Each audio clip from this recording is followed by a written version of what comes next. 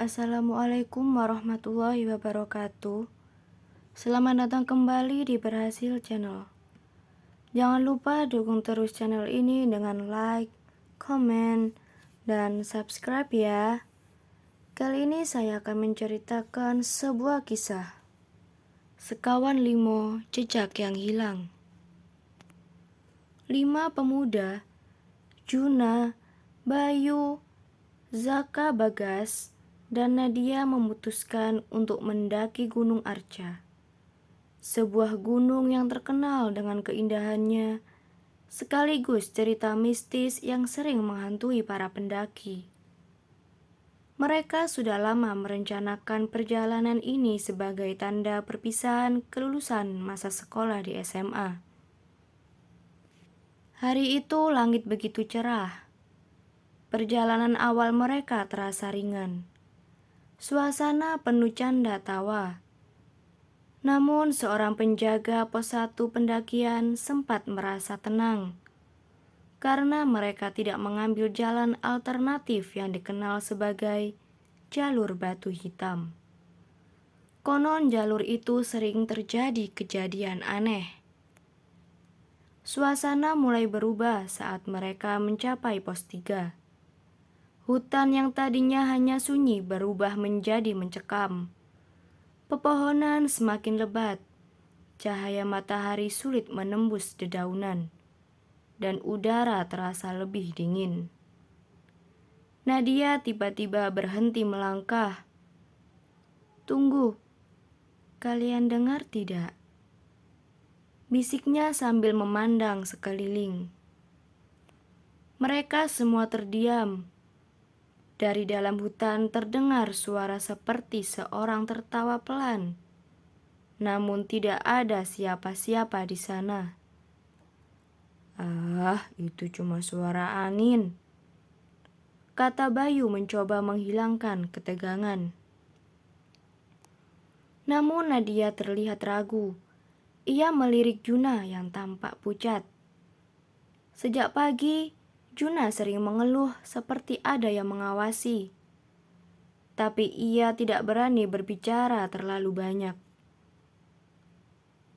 Mereka memutuskan mendirikan tenda di pos 3 karena hari mulai gelap.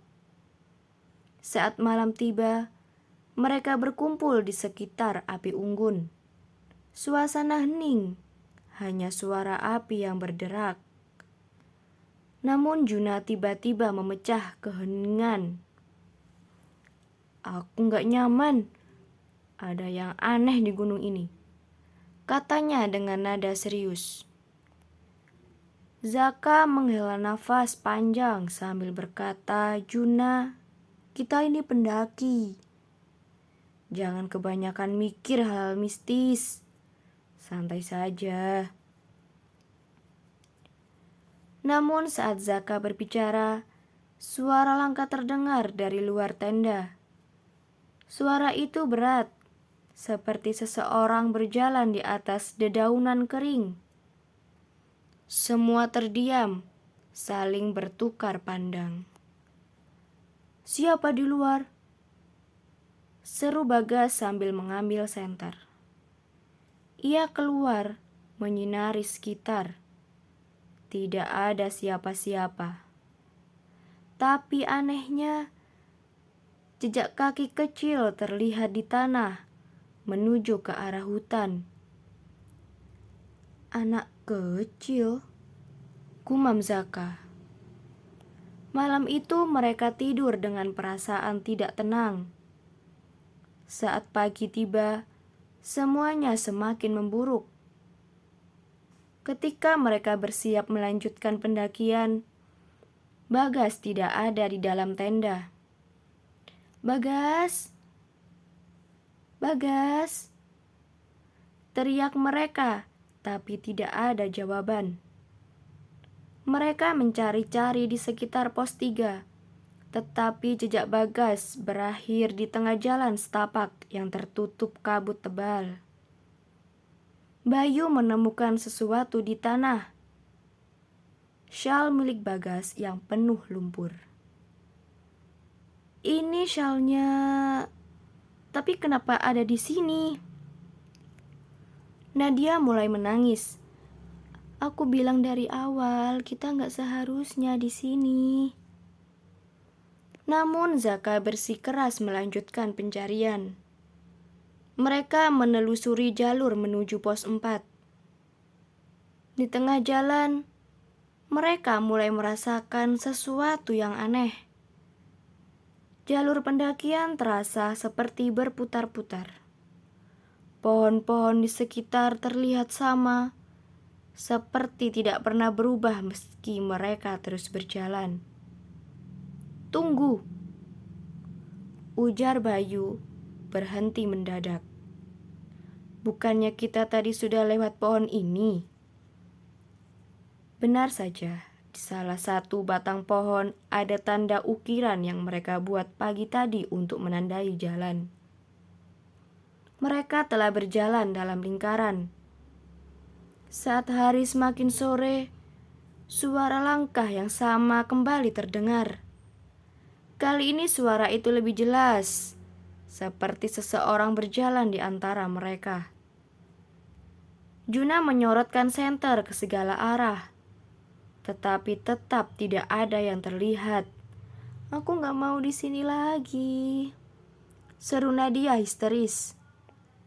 Namun saat mereka hendak kembali ke pos 3, Juna tiba-tiba berhenti. Wajahnya pucat.